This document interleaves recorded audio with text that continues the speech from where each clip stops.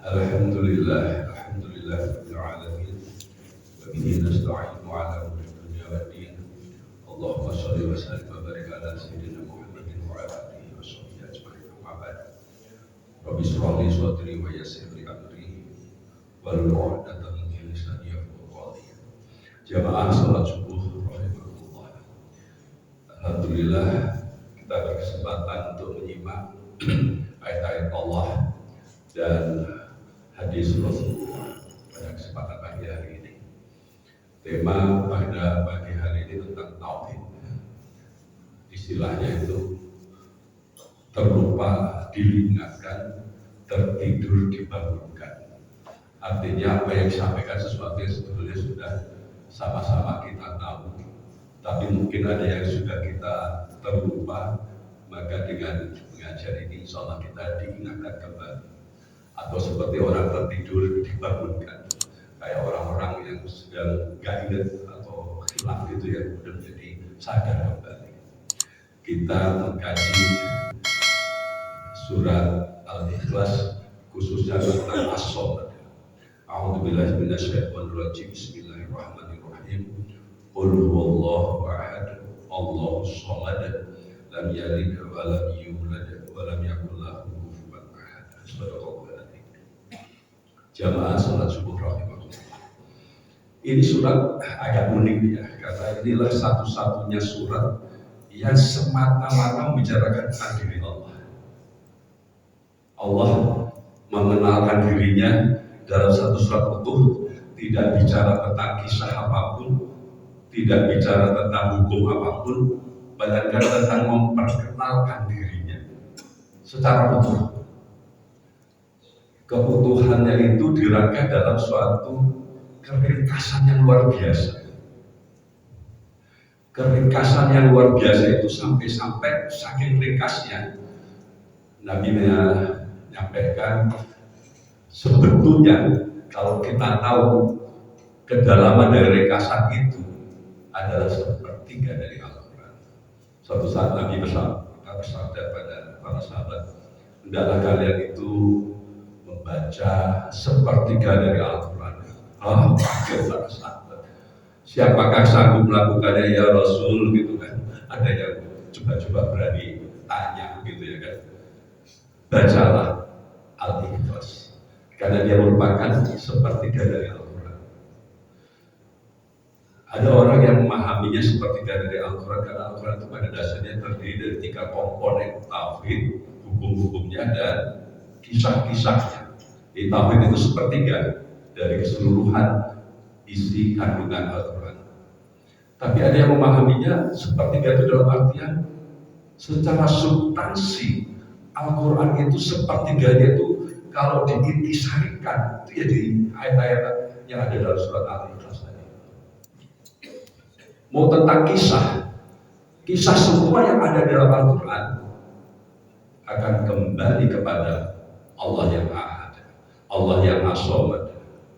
Mau tentang hukum-hukumnya, semua itu mentauhid, semua itu menyatu dalam satu ketentuan tentang Allah Ahad, Allah As-Samad. Ini kan kemudian harusnya membuat kita bertanya-tanya, menjabarkan Allah Ahad itu seperti apa sih yang bisa kemudian menimbulkan suatu pemahaman sepertiga? Allahus Somad itu seperti apa sih yang bisa menimbulkan pemahaman tentang sepertiga dari suatu Al-Quran gitu kan? Mestinya kan kemudian menantang kita untuk mencoba mendalami sampai ke dasar-dasarnya, ke saripatinya dari ayat-ayat tersebut. Jamaah rahmatullah, kalau kita perhatikan asbab nuzulnya itu, ini ayat atau surat ini turun ketika ada macam-macam ya sebetulnya. Kalau dari asbab nuzul itu ada beberapa riwayat, ada yang mengatakan ada Arab Badui yang bertanya sungguhan gitu, seperti apakah Tuhanmu itu ya Muhammad gitu. Atau kalangan orang-orang musyrik yang bertanya secara sinis, apakah Tuhanmu itu bernasab? Ya agak kurang ajar banyaknya memang. Apakah Tuhanmu itu bernasab gitu ya. Kemudian turunlah ayat-ayat ini. Ayat-ayat dalam surat Al-Ikhlas bagi orang yang sedikit punya kewarasan dalam berpikir, itu sebetulnya ayat-ayat postulat namanya dalam ilmu filsafat. Saya ulangi, ayat-ayat yang ada dalam surat Al-Ikhlas, kalau sedikit tidak punya kewarasan dalam berpikir, maka sebetulnya ayat-ayat itu merupakan postulat. Apa itu postulat? Postulat itu suatu kebenaran yang nggak perlu dipertanyakan lagi.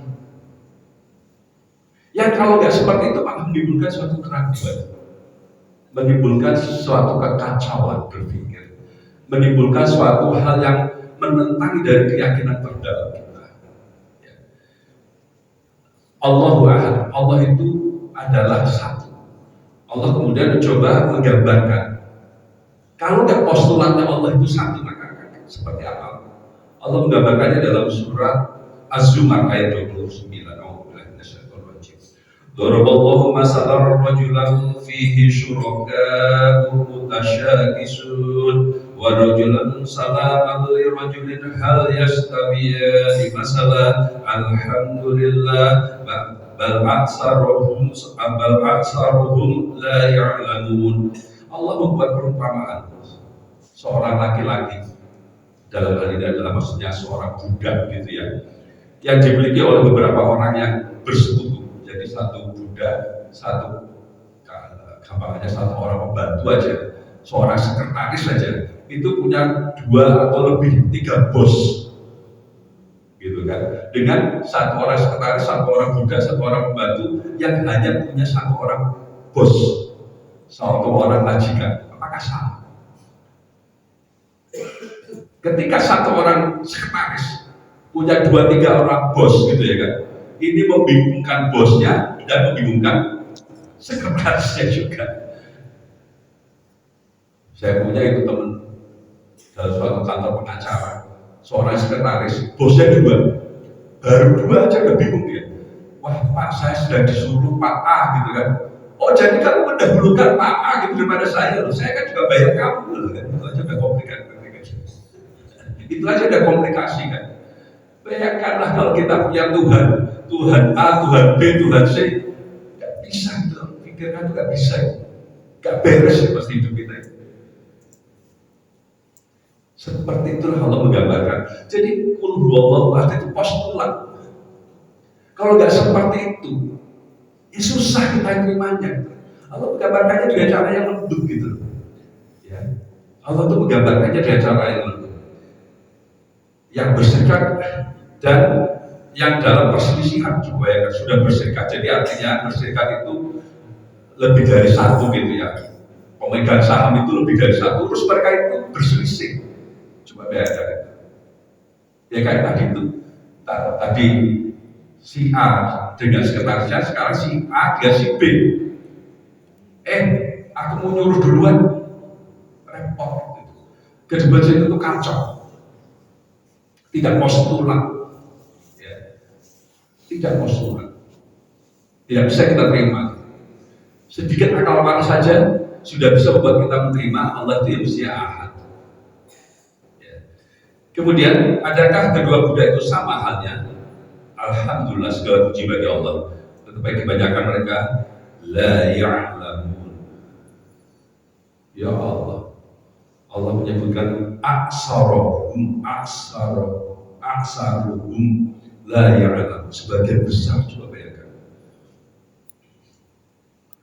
mengapa sebagian besar orang-orang yang berilmu tentang hal ini, mengapa sebagian besar orang itu harus menyadari Allah itu harusnya ahad, tapi dia coba-coba cari-cari tambahan selain Allah yang ahad. Dalam konteks seperti apa, dalam wujud serupa apa, nanti kita akan bahas dalam slide berikutnya. Jamaah rahimakumullah. Lebih lanjut ya, manusia itu kan makhluk sosial gitu ya. Kemudian sebagai makhluk sosial itu suka bekerja sama, suka bikin PKS, perjanjian kerjasama, bukan PKS partai ya, perjanjian kerjasama gitu ya.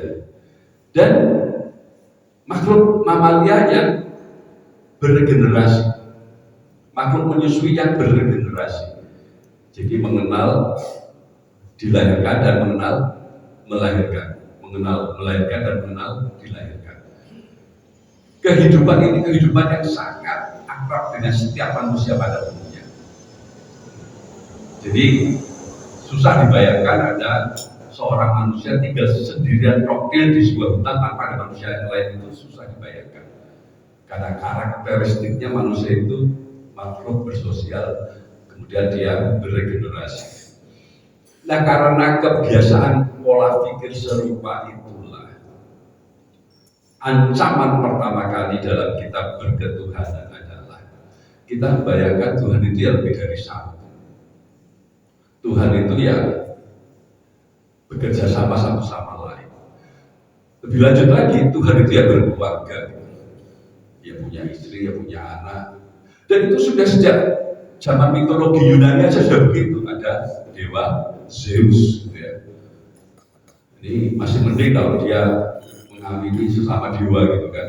Jadi ngawini manusia juga, dewa ngawini manusia. Jadilah namanya Hercules atau Hercules kalau di Indonesia itu ya kan. Kenapa kok bisa seperti itu cara berpikirnya? Karena manusia adalah makhluk regeneratif, makhluk yang senang berkembang biak, beregenerasi. Sehingga dia membayangkan Tuhannya itu ya seperti itu loh kira-kira. Wangun-wangunnya gitu kira-kira, bodohnya itu. Ya, pantas-pantasnya itu cara berpikirnya itu enggak apa ya, enggak pas gitu ya sebetulnya, tapi hanya berdasarkan asumsinya seperti itu. Sehingga kemudian ada Trimurti dalam keyakinan Hindu, ada Trinitas dalam keyakinan Kristen. Nah, Allah mengkoreksi hal-hal serupa ini. Ya, Allah mengkoreksi lam yalid wa lam yulad. Termasuk di dalam konteks itu Allah Somad, Allah Ahad, itu koreksi total. Dari dulu sampai yang kapanpun Allah itu ya satu saja gitu, nggak berserikat, nggak berkeluarga. Jamaah rahmatullah. Kapan itu ada berita tentang ketemu magma berumur 3,7 miliar, kebayang nggak sih umur 3,7 miliar itu? Iya kan, umur 3,7 miliar gitu. Jadi kalau dihitung hitungannya benar, Nabi Isa itu kira-kira tidak ada sekitar 2000 tahun yang lalu, baru 2000 tahun yang lalu. Nabi Musa itu mungkin sekitar 3000 tahun yang lalu. Nabi Ibrahim itu kira-kira 8000 tahun yang lalu. Kan begitu. Lah ini kok 3,7 miliar tahun yang lalu itu kebayang gak sih kita itu? Bagi orang yang gak punya informasi tentang Qul Huwallahu Ahad itu mesti bingung waktu itu Tuhan siapa ya? Seperti ketika Fir'aun berkata kepada Nabi Musa, aku ini Tuhanmu siapa? Kata Fir'aun kepada Nabi Musa. Ya dijawab oleh Nabi Musa dengan cara yang enteng, nanyanya yang enteng gitu. Aku itu, Tuhanku itu adalah Tuhanmu dan Tuhan nenek moyangmu gitu loh kira-kira. Tuhan orang-orang tuamu. Nah, Tuhan yang Ahad tadi itu Tuhan yang hadir ratusan miliar yang lalu dan sampai yang akan ratusan miliar yang akan datang. Tuhan itu ya Ahad itu saja, ya satu itu saja. Ya. Dalam konteks seperti itu, Allah yang Ahad itu menyatakan segala sesuatu tentang kejadian itu ya sudah di hadapan ilahi itu selesai. Bagi kita aja masih menjalani, tapi bagi Allah itu selesai semuanya dalam sebuah kitab. Ma asaba min musibatin fil ardi wala fi anfusikum illa fi kitabim min qabli an nabra'aha. Inna dzalika 'alallahi yasir. Itu dalam surat Al-Hadid ayat 22. Tidak ada suatu bencana pun yang menimpa di bumi dan tidak pula yang menimpa pada dirimu, melainkan telah tertulis dalam kitab yang disebut Lauhul Mahfuz ya. Sebelum kami menciptakan ya, sebelum diciptakan itu sudah ada duluan. Sebelum terjadi itu sudah ada duluan.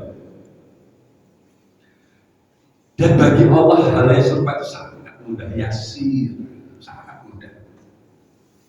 Karena Allah itu al-awal dan Allah itu al-akhir.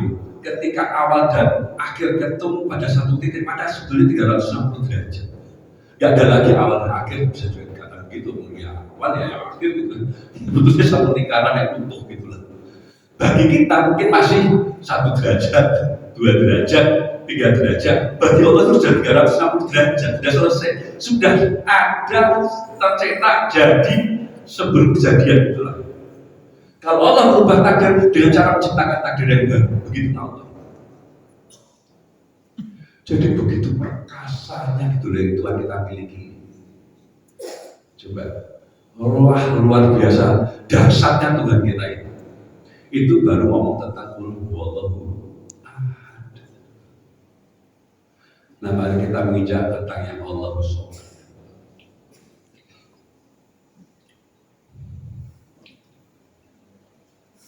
Minum ya.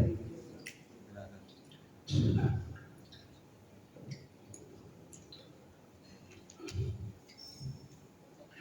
Kalau dibaca terjemahannya itu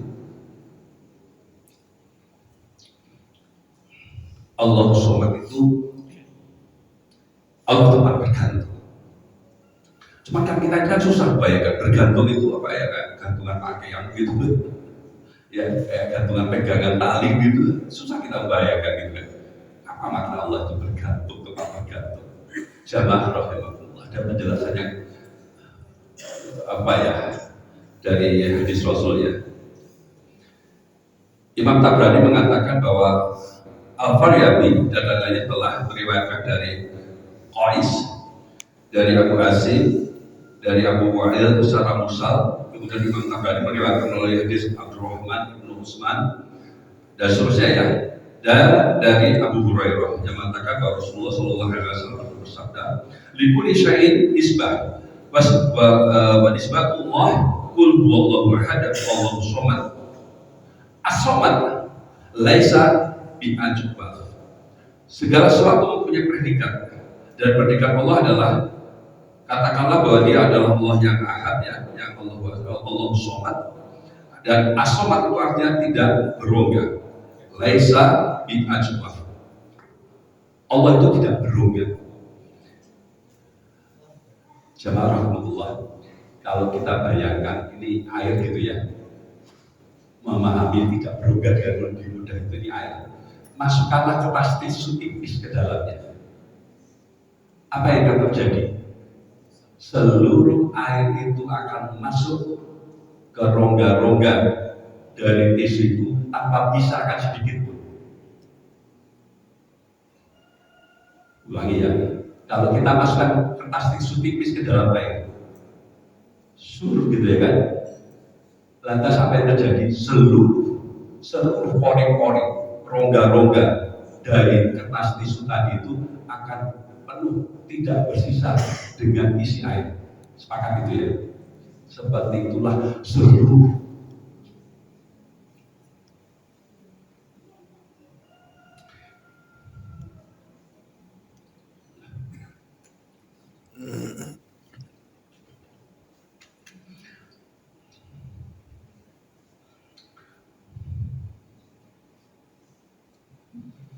seperti itulah seluruh jagat raya ini itu ibarat hanya tisu saja dalam zat Allah itu. Tidak ada menyisakan sedikit pun rongga pada ciptaannya yang tidak dimasukinya, yang tidak ada kehadirannya, tidak ada. Bahkan tubuh kita itu sendiri tidak ada itu yang Allah ada sedikit jarak saja, nggak terisi oleh zatnya, itu nggak ada. Itulah makanya kita sebut Allah itu as-somad, tempat bergantung kok. Segala sesuatunya itu dirasukinya. Karena itulah kita mengenal konsep kudrat dan iradah. Segala sesuatunya itu karena kekuasaan dan kehendaknya. Gak ada yang terlepas. Karena tidak ada satupun yang mampu untuk melepaskan diri darinya sekalipun ingin. Gak ada itu, gak bisa itu. Seperti kata Stisu tadi itu, setelah dimasukkan ke dalam air tadi itu, maka mungkin aja dia mencoba melepaskan diri.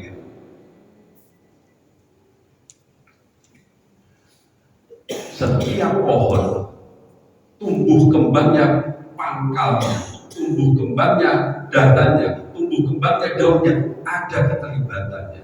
Setiap gunung Merapi tumbuh kembangnya batu-batuannya, tumbuh kembangnya lahannya, ada keterlibatannya. Dia ada di dalam setiap darah kita, tumbuh kembangnya sel-sel kita. Itu ada kekuasaan di dalam.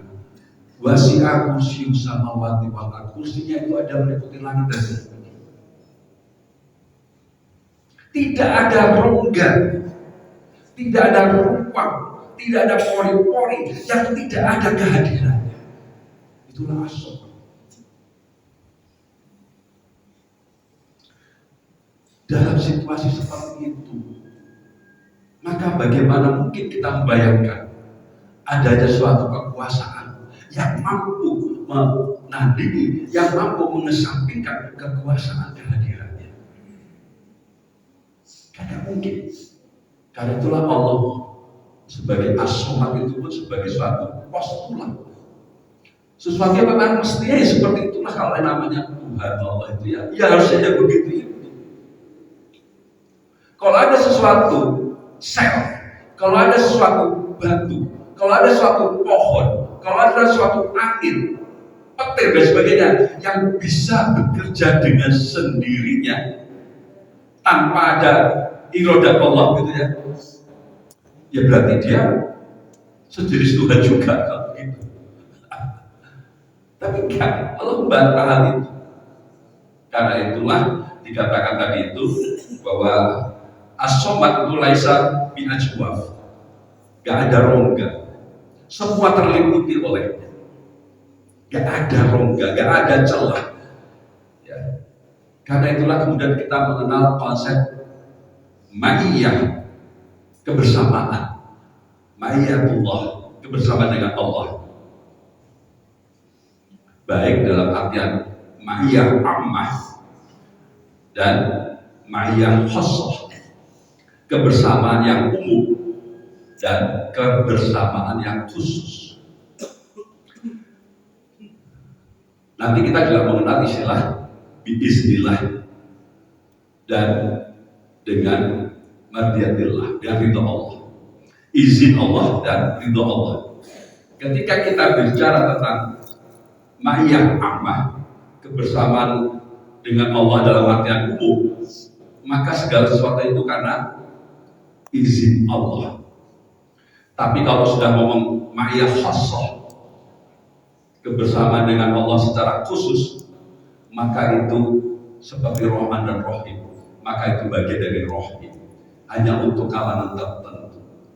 Maka kita mengenal istilah innallaha ma'as shabirin, innallaha ma'al muttaqin. Itu ma'iyah khassah. Tapi selama gak ada satupun yang tidak berserta Allah, gak ada. Karena itu ada istilah ma'iyah ammah. Dan Allah yang menciptakan langit dan bumi dan dalam 6 hari kemudian dia bersemayam di atas arsy ya. Dia mengetahui apa yang masuk ke dalam bumi dan apa yang keluar daripadanya, dan apa yang turun dari langit dan apa yang naik kepadanya. Nah ini dimudahkan ya. Wa huwa ma'akum ainama kuntum, dan dia bersama kalian di mana saja kalian berada. Wallahu bima ta'maluna basir, dan Allah Maha melihat apa yang kamu kerjakan. Al-Hadid ayat 4. Ada lagi dalam surah Al-Mujadilah ayat 7.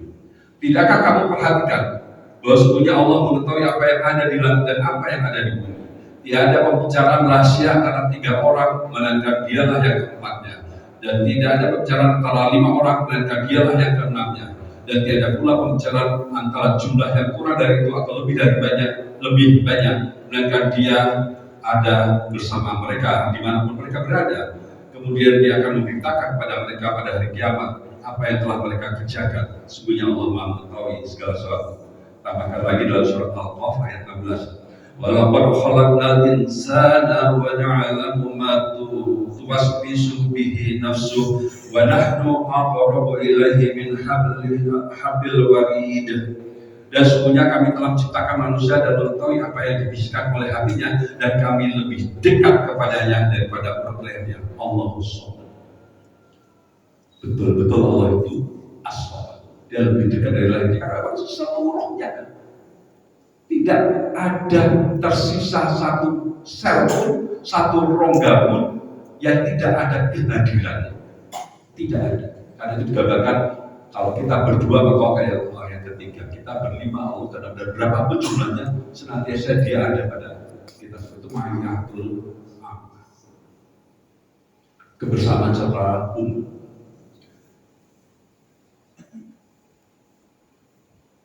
Kita merasa Allah bersama dengan kita sekarang. Orang di Eropa juga merasa sedang bersama Allah di sana. Orang di benua Amerika juga sedang merasa bersama Allah di sana, dan seterusnya. Bahkan alam semesta ini masih mengembang. Baik bagian yang sudah ada materialnya ada Allah di sana, baik pada bagian yang belum ada materialnya juga ada Allah di sana. Tidak ada sekali lagi yang tersisa dari apa yang tercipta berupa satu sel pun, satu rongga pun, satu ruang pun yang tidak ada kehadiran Allah di sana. Allahu Samad. Itulah Allah Samad.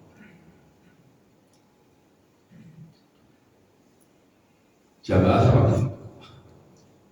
Nah, dengan pemahaman Allah yang Ahad, Allah yang As-Samad, Allah yang sangat dekat seperti itu, Allah yang sangat menentukan seperti itu, Allah yang sangat berkuasa sampai seperti itu, harusnya kita selamat dari kelakuan syiriknya. Kalau kita membayangkan Tuhan kita itu, wah memang dahsyat gitu ya kan, hebatnya seperti itu, mestinya kan kita selamat dari kelakuan syirik itu kan. Mungkin dengan agak lebih mudah kita selamat dari syirik-syirik yang besar. Mungkin lebih mudah kita selamat dari syirik-syirik yang besar, yaitu syirik seperti halnya orang menyembah berhala, orang menyembah secara terang-terangan batu atau zat-zat ya yang lain, yang disebut dengan anak Tuhan dan sebagainya. Mungkin kita bisa dengan mudah selamat dari itu. Tetapi kadang-kadang kita mungkin tidak sadar, kita tidak selamat dengan hal-hal yang sifatnya sangat keseharian. Sangat keseharian dalam hal kesehatan, dalam hal pekerjaan, dalam hal jodoh, dalam hal pengen punya anak, dalam hal belum punya rumah, dalam hal belum punya kendaraan, dan sebagainya.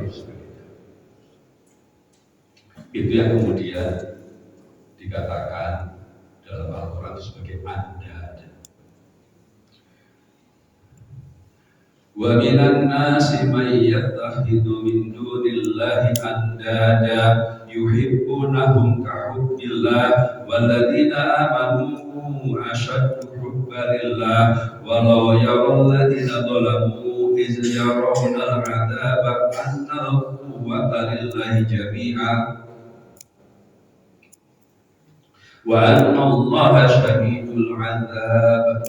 Dan di antara manusia itu ada orang-orang yang menyembah andada, yuhibbunahu kahubbillah. Dia mencintai andada tadi itu seperti cintanya kepada Allah. Ya dia tahu ada Allah. Dia tidak membayangkan bahwa apa yang dia hadapinya sebagai andada itu dia letakkan seperti Allah. Enggak juga gitu. Tapi cintanya kepada andada itu seperti cintanya kepada Allah, karena enggak pahamnya. Apa itu andada? Nanti kita akan dibagi situ. Ya. Adapun orang yang beriman itu asyaddu balillah, sangat kuat cinta kepada Allah. Ya. Nah, kemudian Ibnu Abbas radhiyallahu anhu mendefinisikan andada itu dari surah, yaitu sekutu-sekutu, sesuatu yang menyampingi atau hadir seolah-olah selevel gitu, sesuatu yang seolah-olah selevel gitu. sifatnya tidak lagi subordinatif tapi koordinatif. Ya, sifatnya koordinatif, itulah sekutunya. Dimaksudnya sekutu itu seperti itu. Jamaah rahimahullah. Ibnu Abbas menggambarkan syirik lebih dari bekas atau jejak rayapan semut di atas batu hitam dalam kegelapan malam. Coba bayangkan. Ya, syirik itu lebih dari bekas atau jejak rayapan semut di atas batu hitam. Semut itu udah bayangan kita, semut hitam itu kan, di atas batu hitam dalam kegelapan malam. Susah nggak dibayanginnya? Tanpa betul-betul kita sadari, kita menjadikan sesuatu sebagai andad, sebagai suroka, sebagai tandingan Allah. Tanpa kita sadari, tanpa kita pahami tentang Allah Subhanahu wa Ta'ala. Contohnya dalam pekerjaan, Anda nggak boleh Jumatan kalau di kantor sini. Anda nggak boleh sholat di kantor ini. Kalau mau sholat keluar. Tapi Anda nggak boleh keluar pada waktu jam kerja, itu namanya nggak boleh sholat. Tetapi karena dia memahami kalau nggak kerja di kantor ini, maka dia tidak akan bisa menafkahi keluarganya. Berarti kan dia sudah menandai si majikan ini seperti Allah, mensurokan, walaupun dia nggak berangan-angan, oh dia itu Tuhan, nggak begitu cara berpikirnya, tetapi memperlakukannya itu seperti itu. Anda kalau bekerja di sini ya harus buka kerudung. Oh maaf, ini bukan soal agama loh ya, maaf. Tapi kalau bekerja di sini harus buka kerudung. Kita nggak boleh memperlakukan secara berbeda-beda, harus sama. Gak kerudung ya gak kerudung semua. Dia gak mengatakan sebaliknya, kalau kerudung semua, itu gak bahas sebaliknya gitu ya kan. Di sini kantor ini kantornya fair, gak kerudung semua gitu. Gimana? Ya Pak, daripada saya gak kerja, jadi dia datang pakai kerudung, ke loker buka kerudung, kerja tidak pakai kerudung, nanti mau pulang masuk loker lagi, pakai kerudung lagi, pulang pakai kerudung gitu loh. Kenapa? Karena keyakinannya tentang Allah SWT itu kurang menusuk jantungnya, ya, menusuk Allah, kurang sampai dalam sekali. Seakan-akan kalau nggak kerja di situ, yang kemudian melepaskan kerudungnya itu, maka dia tidak bisa bekerja dalam pekerjaan. Anda mulai merasakan banyak juga yang tidak Allah SWT. Atau dalam hal kepemimpinan juga bisa. Ya, wah kalau nggak dia yang memimpin, berantakan kita nanti. Juga bisa begitu. Karena itu kemudian Allah turunkan ayat-ayat khusus tentang kekuasaan, kepemimpinan. Qulillahumma malikal mulki tu'til mulka man tasya wa tanzi'ul mulka mimman tasya wa tu'izzu man tasya wa tudhillu man tasya biyadikal khair innaka 'ala kulli syai'in qadir. Katakanlah wahai Muhammad, bahwa Dia Allah pemilik segala kekuasaan, kerajaan al-mulk.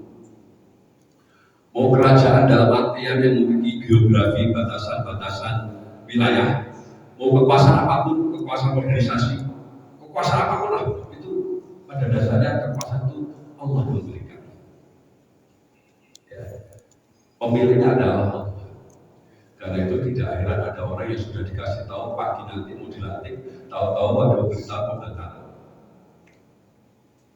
Ya. Jangan heran seperti itu, karena kekuasaan datang dari Allah. Yakin banget akan jadi gitu ya kan. Tahu-tahu yang terpilih orang lain.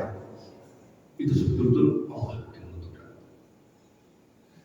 Ini berlaku di mana, baik di negara Muslim ataupun di negara kafir. Pemilik kekuasaan Allah.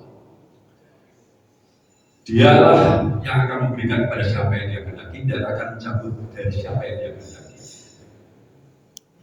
Tu'til mulka man tasya wa tanzi'ul mulka. Nah ini tu'til mulka man tasya, Dia berikan kekuasaan pada yang Dia kehendaki.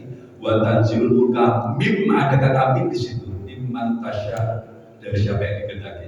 Bahasa apa itu memang begitulah yang mengagumkan sekali. Teliti betul kalau bahasa kita itu. Bahasa apa itu teliti betul. Ketika memberikan kekuasaan nggak pakai min. Semua kekuasaan berasal dari Allah. Tapi kalau mencabutnya, kadang dicabut oleh Allah, kadang dicabut sendirinya, tanggal dia sendirinya karena kematian. Habis waktunya, gitu loh. Ya, jadi ada kata-kata min di sini. Ya, tidak semuanya itu dicabut oleh Allah. Jamaah rahimahullah. Bagi kita yang beriman dengan sebaik-baik iman, maka ada kalimat yang menyejukkan di situ. Biyadikal khair. Dia yang menghinakan, dia memuliakan, dia menghinakan, tapi tetap saja bagi orang beriman, biyadikal khair, dengan tanganmu yang baik, dengan kehendakmu yang baik. Begitu loh kita itu pada Allah. Bersyukur. Sekalipun kita itu setengah terkena kehinaan, tetapi karena Allah Somad tadi itu, kita tidak pernah meyakini bahwa niscaya itu kehendaknya yang baik. Itu masih dalam kemauannya yang baik. Jemaah, saya kasih contoh saja. Dahulu ada sahabat Nabi, tak miskin tak ngamak lah, miskin itu dia miskin banget, gitu loh. Ya, miskin banget.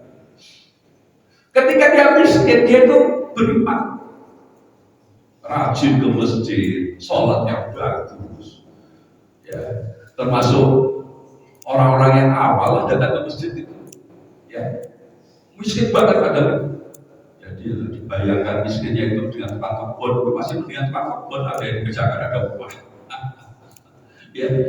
Ya masih jangan dibayangkan dengan tukang ojek, mungkin lebih mulia, lebih kaya dari tukang ojek, masih dapat order. Ini miskin betul. Cari kerjaan nggak ada yang ngasih kerjaan, cari orderan nggak ada yang ngasih order gitu loh. Ya miskin betul gitu. Terus dia merepek pada Nabi, mendekat kepada ya Nabi, doakanlah aku itu berzeki kaya. Nabi bilang ya sahabat, kalau kamu nanti kaya dan kamu nggak beriman, bagaimana? Enggak Nabi, nanti kalau aku kaya aku akan selalu beriman ya Nabi, gitu ya kan? Ayo sudah lah, gitu ya. Sekali dua kali masih nggak diiyakan oleh Nabi, akhirnya karena dia terus saja desek gitu ya kan? Namanya doanya Nabi gitu ya kan? Kabul lah, punyalah dia kambing. Ketika kambingnya masih 20-an, 50-an, dia masih ke masjid gitu. Terus dia ya ketika sudah kena nisab untuk zakatnya ya dia jalankan, gitu kan. Tetapi bayangkanlah ketika kambingnya itu sudah ribuan, ketika kita melihat padang rumput itu seolah-olah padang rumput itu sebagian tertutup, hilang banyak padang rumputnya tertutup oleh apa? Kambing yang begitu besar, saking banyaknya. Sebelum sebanyak itu dia mulai telat-telatan masuk masjid, gitu. Ya. Suatu saat Allah dibuat tersinggung oleh sahabat. Wah, Allah seperti ini, zakatnya begitu besar jumlahnya. Wah, pemerasan itu. Tersinggung Allah oleh ucapannya itu. Ini pemerasan loh, begini gede banget zakatnya. Gak tahu dia yang ngasih kambing siapa gitu loh. Kok dibilang pemerasan gitu. Coba itu. Mati dia dalam keadaan. Jadi dia juga khair. Ketika kita itu tidak sedang dalam keadaan terhormat, boleh jadi dia terbaik bagi kita gitu loh. Dia tidak khair. Kenapa? Karena keyakinan tentang Allah Somad tadi.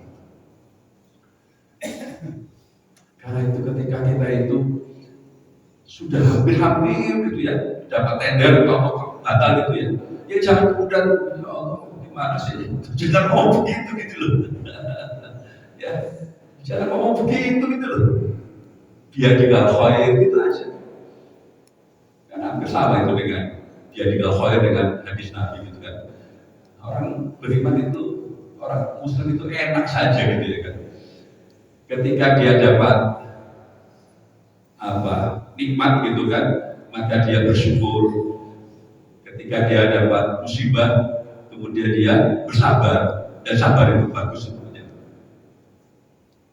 Likaila ta'saw ala ma fatakum wa la tafrahu bima atakum wallahu la yuhibbul farihin. Digambarkan oleh Allah agar engkau itu tidaklah kemudian terlalu kecewa jika sesuatu itu lepas dari tanganmu, tapi juga jangan jadi sombong dan berlebihan ketika sesuatu engkau dapat raih. Biadikal khair, inilah Allah Subhanahu yang sejati. Kesadaran sepenuhnya gitu. Kesadaran yang tidak bersanksi sedikit pun, kesadaran yang tidak reserve sedikit pun, dengan catatan sedikit pun, nggak ada catatan apapun, tanpa catatan apapun. Betul-betul Allah itu sangat menentukan diri kita. Jamaah rahmatullah. Nah, kadang-kadang kita itu nggak sadar, memang nggak sadar beneran gitu ya. Misalnya kembali ke Anda tadi itu ya. Ibnu Abbas menggambarkan kalau misalnya angsa itu kan suka itu berisik gitu kan kalau ada malam-malam orang datang gitu kan. Nah ini suatu saat misalnya ada maling datang gitu ya, kita pelihara angsa atau pelihara anjing, kedatangan maling ke rumah kita itu membuat angsa ini ribut atau anjingnya udah menggonggong-gonggong gitu kan. Terus kita mengatakan di penggambaran oleh Abbas radhiyallahu anhu, kalau kemudian kita mengatakan coba kalau tidak ada angsa, coba kalau tidak ada anjing, karena angsa atau karena anjinglah maka kita selamat dari pencurian. Saat itulah kita Anda meletakkan angsa dan anjing sebagai surokat. Saat itulah menjadi syirik. Masih penting kalau syiriknya itu karena Allah dan anjing, karena Allah dan angsa. Tapi kalau sudah ngomong karena angsa dan karena anjing itu mata-mata karena bayar-bayar Allah, itu sudah betul-betul merupakan syirik akbar, syirik besar. Begitulah dengan orang. Kalau kita itu gak ditolong dia mah, sudah keluarga kita ini berantakan, sudah kita ikuti saja mah maunya dia. Dan cilaka udah seperti itu. Dan cilaka. Cara berpikirnya begitu. Bukan berarti kita tidak boleh bersyukur pada orang. Jangan salah ya. Malam yaskurin nas, lam yaskurillah. Barang siapa yang tidak bersyukur pada manusia, tidak bersyukur pada Allah. Apa Allah bahasakan untuk bersyukur. Tapi jangan sampai kita itu kemudian melupakan Allahus Somad tadi. Di balik segala apapun itu, di situ campur tangan Allah pada hakikatnya. Pada dasarnya kita berbuat dan menghasilkan itu, yang berbuat dan yang menghasilkan adalah Allah. Seperti dalam ayat yang suka dibaca oleh Ustaz Puriba itu. Dan tidaklah engkau melempar, melainkan sebetulnya Allah yang melemparkan. Gimana Mas Yuda ayatnya? Wa ma romaita iz romaita walakinnallaha roma. Coba ya kan. Dan tidaklah engkau melemparkan pada saat kau melemparkan, bagaimana memahaminya? Kecuali Allah sebetulnya yang melempar. Wa ma romaita iz romaita, dan tidaklah kau melempar kecuali pada saat kau melempar, kecuali Allah sebetulnya melempar. Itulah Allah Somad tadi. Apapun sebetulnya yang kita lakukan itu pada dasarnya itu hakikatnya ya, bohirnya, tampaknya boleh jadi kita yang kita lihat melakukan, tetapi hakikatnya itu Allah. Saya itu alhamdulillah pernah menghadapi suatu rapat gitu ya, rapat pengurus yang betul-betul bagi saya sangat melelahkan dan sangat merepotkan, sangat dibuat jengkel banget saya dengan rapat itu gitu ya. Tapi kok ya alhamdulillah saya itu bisa menjalannya dengan rileks saja gitu. Sampai-sampai kemudian setelah berakhir saya itu alhamdulillah yang terucap pada saya itu apa coba? Ya Allah, Engkau beri aku masalah, Engkau sendiri yang menyelesaikannya.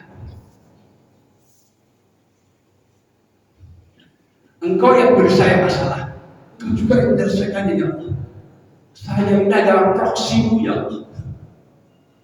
Saya ini hanya proksimu ya Allah. Saya ini hanya jalananmu. Ya, saya ini hanyalah wasilahmu saja. Kan jadi enak kalau bisa pribadi gini seperti itu.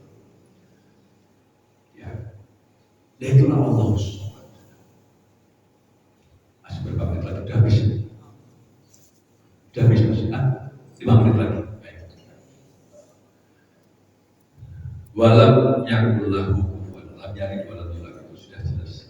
Walam yakul lahu kufuwan, tidak ada bisa memiripinya. Ya kalau ada yang bisa memiripinya, ya nanti kayak tadi itu loh, seorang budak yang memiliki 2 majikan, seorang sekretaris yang punya lebih dari 1 bos, repot banget itu nanti. Ya. Tapi yang lebih repot lagi itu kesadaran tentang Allah yang as-somad tadi. Itu yang paling berat bagi kita kadang-kadang. Karena apa? Karena kadang-kadang kita tidak sadar, seperti kita tidak melihat bekas jejak semut hitam di atas batu hitam pada kekelaman malam, sebagaimana yang digambarkan oleh sahabat Ibnu Abbas radhiyallahu anhu. Itu sampai seperti itu. Ini yang perlu betul-betul, makanya saya katakan ini adalah pengingat bagi yang lupa. Ya, diingatkan kalau lupa, dibangunkan kalau tidur, supaya kita kembali bisa membayangkan kemungkinan-kemungkinan kita melakukan kecil-kecil syirik tadi. Termasuk kita mesti mewaspadai adat istiadat yang betul-betul sudah bercampur baur dengan kesyirikan. Hal yang paling penting dari memahami kesyirikan tadi itu adalah meyakini tidak ada sesuatu yang menghinakan, tidak ada sesuatu yang menjadi musibah kecuali atas kehendak Allah, dan tidak ada sesuatu yang menimbulkan kehormatan, kemuliaan kecuali karena Allah. Kuncinya ada di sini. Nah, kadang-kadang kita itu punya keyakinan yang salah. Di situ ada. Maka kemudian apalagi dalam ritual-ritual tertentu, ya ritual pernikahan, gitu kan. Wah, ini kita mesti melakukan kegiatan ini, kegiatan itu, gitu ya. Masang berbagai buah dan berbagai makanan ditaruh di pojok tertentu, gitu kan. Ada kena musibah atau kelahiran. Wah, ini nanti pusar si bayi ini ya mesti dikubur dan dikasih lampu sekian lama, gitu ya, nggak boleh mati. Kalau mati nanti rezekinya ikut mati, gitu ya kan. Ketika mau acara pernikahan, gitu ya, wah ini celana dalam harus dilempar ke atas genteng, gitu ya, banyak sekali lah, gitu-gitu. Ya banyak sekali begitu. Ya. Atau nanam kepala karboy itu sudah mulai banyak ditentang, akhirnya nggak ada lagi kepala karboy di sembelih ya kan? Untuk apa peletakan batu pertama dan sebagainya. Ya, apa sih yang terjadi pada itu? Itu hampir sama dengan orang yang saking takutnya tidak dapat pekerjaan, akhirnya kemauan si calon majikannya dituruti, jangan pakai kerudung, jangan ini, jangan sholat, jangan dan sebagainya. Ketika kita lakukan seperti itu, pada saat itulah kita lupa dengan ayat yang sebenarnya Allah Subhanahu.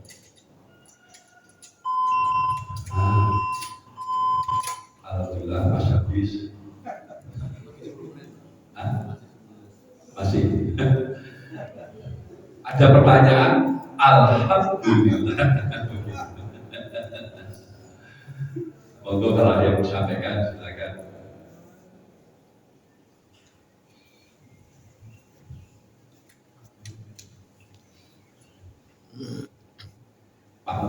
Cukup. Ada. Mungkin bisa kasih mic ke Pak Ustaz.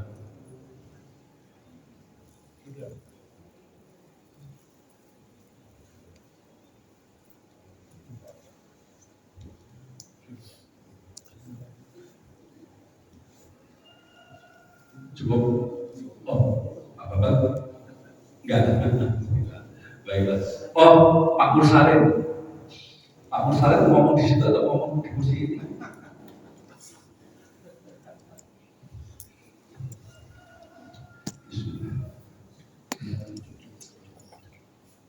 Itu sepenggal ayat tauhid yang dijelaskan oleh Pak Lutfi luar biasa ya tadi. Bagaimana menjelaskan tentang bahwa karena Pak Lutfi orang umum yang saya banyak meliput acara-acara sidang, bagaimana menjelaskan bahwa apa yang dilakukan di dalam praktek-praktek atau penjelasan ayat yang lain yang tidak nampak itu seperti dalam bertauhid, tapi ayat-ayat yang lain itu atau batang tubuh atau ranting itu sudah menjelaskan tentang pokoknya tentang itu. Ya baik, makasih. Jadi dengan Allah Somad tadi itu, maka kemudian kita tiba pada manhajul Islam. Jadi begini, kalau di pesantren itu ada suatu rumus gitu lah gambarnya ya. At-thoriqatu ahammu minal madad. Al-mudarisu ahammu minal thoriqah. Kemudian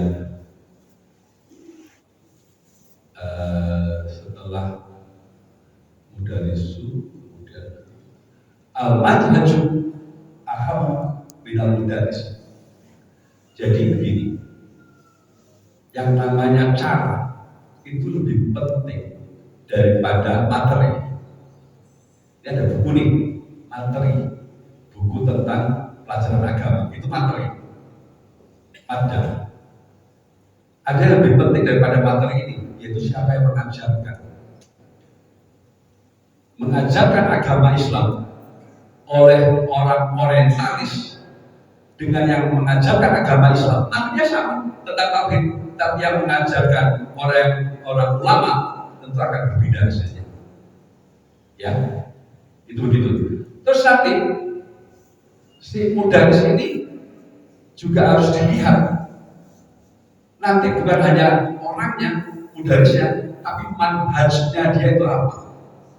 Kalau tadi itu adalah pisau dan apel itu materi, pisau itu adalah caranya, gitu kan.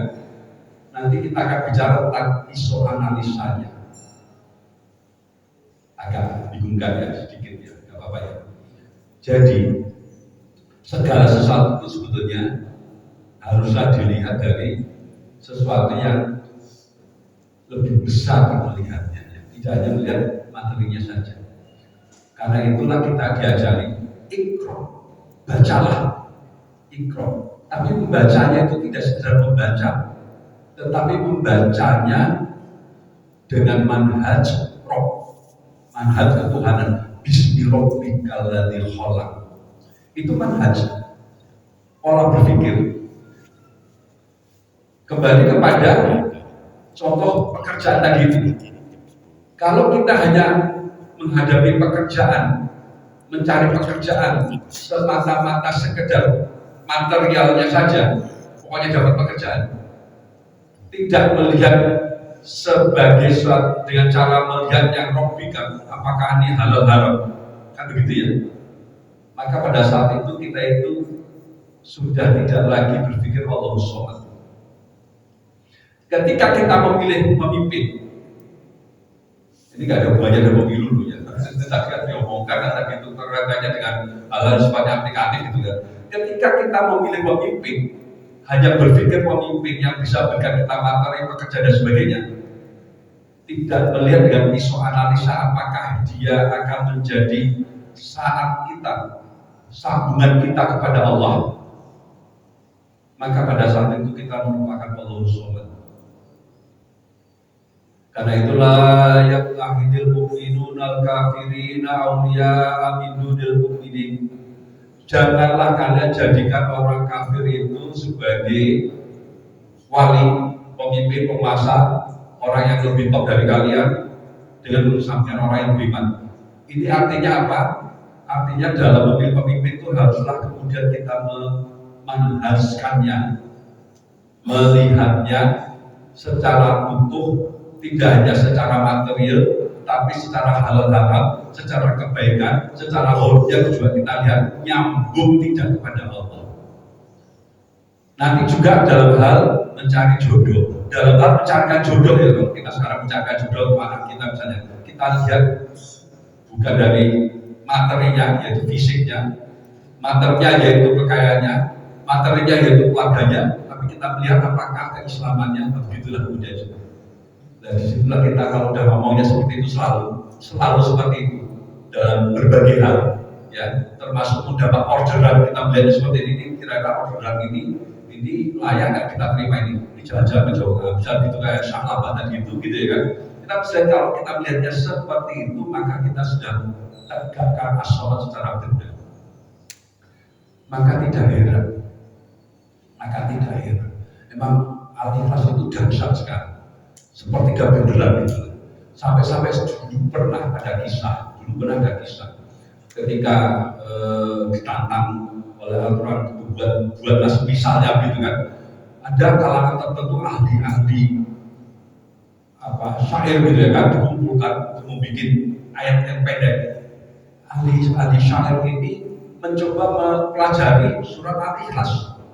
Apa yang terjadi? Sebagian dari ahli syair ini ketakutan sampai kemudian malah beriman, masuk Islam. Kenapa? Karena paham kemampuannya dia memahami ayat-ayat itu menimbulkan ketakutan pada dia. Kebenarannya itu postulat, kebenaran yang tidak perlu dipertanyakan lagi.